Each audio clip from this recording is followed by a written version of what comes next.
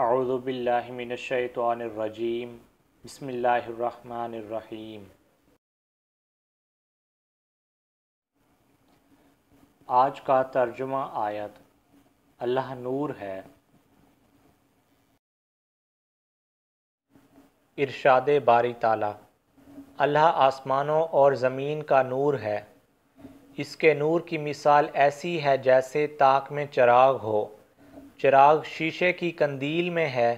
قندیل گویا کہ موتی کی طرح چمکتا ہوا ستارہ ہے۔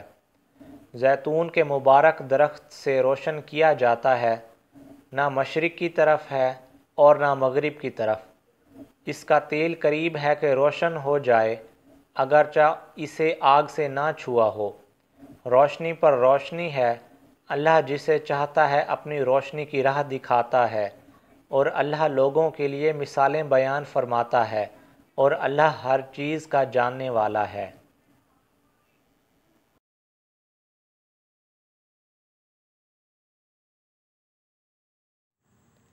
آج کے ترجمہ حدیث مبارکہ سے ہم نماز کی فضیلت کے بارے میں جانیں گے۔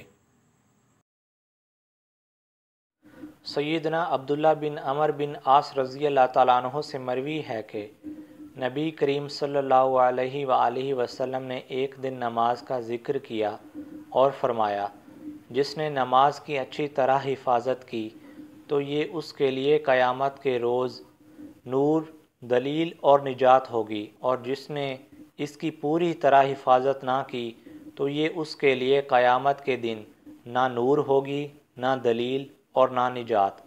اور ایسا آدمی قارون، فرعون، حامان اور ابی بن خلف کے ساتھ ہوگا۔